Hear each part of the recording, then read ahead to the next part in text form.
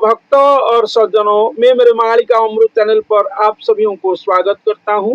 तो मैं मेरे पिछले वीडियो में आप सभी को बताया था कि कलियुग की अंतिम समय पर स्वयं भगवान आएंगे, जो अचल ठाकुर जी हैं, जो सृष्टि आरंभ से आज तक कहीं पर भी चलमान नहीं हुए थे, जो स्वयं निराकार ब्रह्म है। वो कलियुग की अंतिम समय पर एक गुरु और एक भक्त के प्रेम में वशीभूत होकर आएंगे यहाँ पर धरती धाम पर, और आकर यहाँ पर अवतार लेंगे। वही भक्त के अंग में ही साकार अवतार धारण करेंगे। ऐसे बहुत सारे बातें आप लोगों को मैंने मेरे पिछले वीडियो में बताया था। तो चलिए सुनते हैं और क्या लिखा गया है भविष्य मालिका शास्त्रों में। तो महापुरुष जब स्वयं भगवान को प्राप्ति कर लेते हैं और स्वयं भगवान आकर वो महापुरुष के अंग में विश्राम कर लेते हैं, तब वो महापुरुष प्रेम नृत्य करते हैं और उनके साथ साथ ये ब्रह्मांड और कोटि ब्रह्मांड समग्र जीव जगत नृत्यरत अवस्था में चला जाता है, प्रेममय भाव प्रवण अवस्था को चला जाता है। ऐसा यहाँ पर वर्णन किया गया है भविष्य मालिका शास्त्रों में। सर्व ब्रह्मांड तुम्भ संगे नाचिवे महाप्रेम रंगे। तो महापुरुष जब धरती धाम पर रहकर एक सामान्य मनुष्य के रूप में रहकर स्वयं महामनुष्य और महामानव और स्वयं भगवान को अपना अंग में प्राप्ति कर लेते हैं, तब महापुरुष की प्रेममय नृत्य अवस्था यहाँ पर होता है और उनके साथ साथ सृष्टिकर्ता और समग्र सृष्टि भी नृत्यरत अवस्था में रहता है। ऐसा यहाँ पर चमत्कृत बातें बताया गया है। तो यहाँ पर और बताया गया है कि ते बेलरे केउ लीला अशेष आसे करी खेला। तो अशेष स्वयं आते हैं, अशेष आकर अशेष ठाकुर जी जो अनंत कोटि ब्रह्मांड की जो ठाकुर जी हैं, जो मालिक हैं, वो आकर एक मानव के रूप रंग में रहे। इसलिए कभी क्या लीला होता है, किस दिन में क्या लीला खड़ा होता है, इसी के बारे में यहाँ पर बताया गया है। कहते बड़े क्यों लीला, भगवान किस समय पर क्या लीला खड़ा करते हैं, वो बात उनको ही पता है और वो महापुरुष को ही पता है, क्योंकि वो महापुरुष के अंग में रहकर ही स्वयं भगवान अपना लीला खड़ा करते हैं। इसलिए यहाँ पर बताया गया है कि केते बेले क्यों लीला अशेष आसी करे खेला। तो अशेष ठाकुर जी आए हैं, आकर वो महापुरुष को लेकर दिन रात अपना लीला खेला में मशगूल होकर यहाँ पर धरती धाम पर भारत वर्ष में महागुप्त में रहे हैं।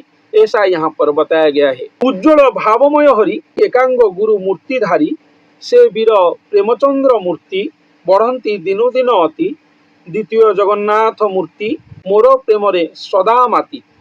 तो यहाँ पर वो महापुरुष को और वो गुरु को द्वितीय जगन्नाथ मूर्ति के रूप में बताया गया है। सभी लोग जानते हैं हमारे उड़ीसा में, भारत वर्ष में, समग्र विश्व में इतने सारे जगन्नाथ भक्त हैं। प्रभु श्री जगन्नाथ जी की जो भक्त लोग हैं वो सब जानते हैं एकमात्र श्री जगन्नाथ हैं।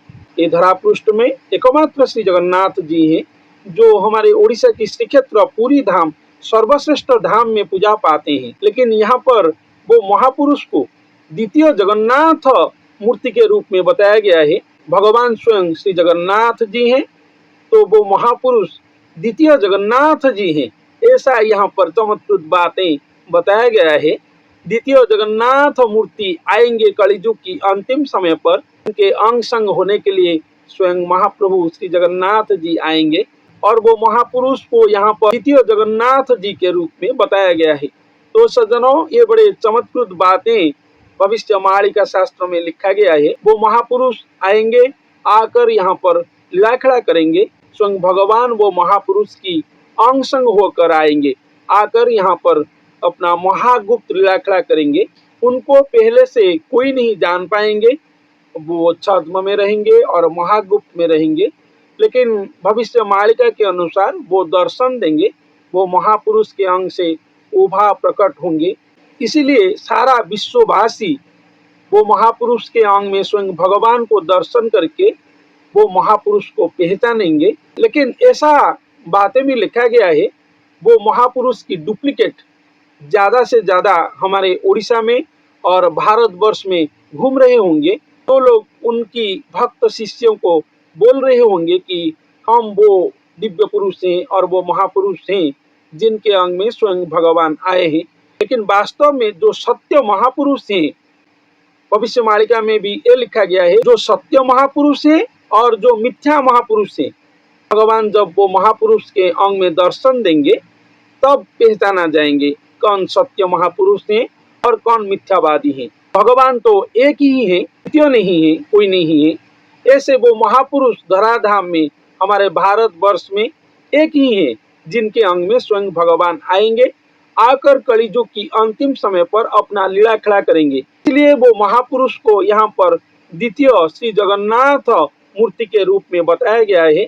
वो महापुरुष कोई साधारण आम आदमी नहीं होंगे, कोई साधारण भक्त साधु संत ऐसे कि देवता महादेवता भी नहीं होंगे। उनसे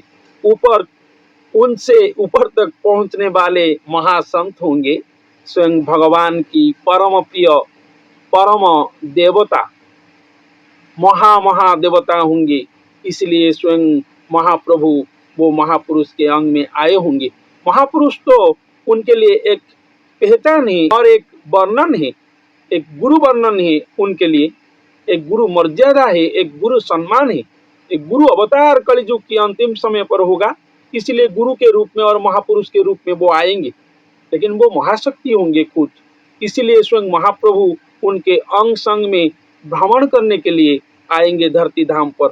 वो महाप्रभु की प्रेम शक्ति होंगे, महाप्रेम शक्ति होंगे। इसलिए उनका वर्णना ज्यादा से ज्यादा नहीं करना चाहिए। जोड़हस्त होकर बारंबार क्षमा प्रार्थना करके ही वो महापुरुष के बारे में कुछ कहना चाहिए, नहीं तो नहीं कहना चाहिए। क्योंकि यदि भूलभाल हो जाएगा और वर्णना में हम लोग भूलभाल बता देंगे और कोई अपने आप को तो बता देता है, ये तो इससे ज्यादा भूल के बातें हैं, तो भगवान के दरबार से दंड विधान हो जाएगा, ऐसे कि मृत्यु दंड भी हो सकता है। इसलिए वो महापुरुष के पाद पद्म में सदा क्षमा प्रार्थना करके दो चार बात उनके बारे में बताना चाहिए। यदि गुरु आज्ञा है आपको तो आप बोल सकते हैं, लेकिन और आप यदि भगवान की भक्त हैं, भगवान की स्वप्नादेश ध्यानादेश आज्ञा है, तो वो महापुरुष के बारे में आप कुछ बोल सकते हैं। लेकिन ऐसे तैसे कोई नहीं बोल सकता है उनके बारे में। स्वयं भगवान की दंड विधान हो सकता है, तो वो महापुरुष के पाद पद्म में कोटि कोटि बार क्षमा प्रार्थना करके उनके बारे में ही कुछ बोलना चाहिए। तो सज्जनों, आज के लिए इतना ही। मैंने मेरे अगले एपिसोड में इसके बारे में और कुछ चमत्कृत बातें बताऊंगा, तो क्या लिखा गया है पार्ट 3 में मैं बताऊंगा। तो आज के लिए इतना ही। धन्यवाद।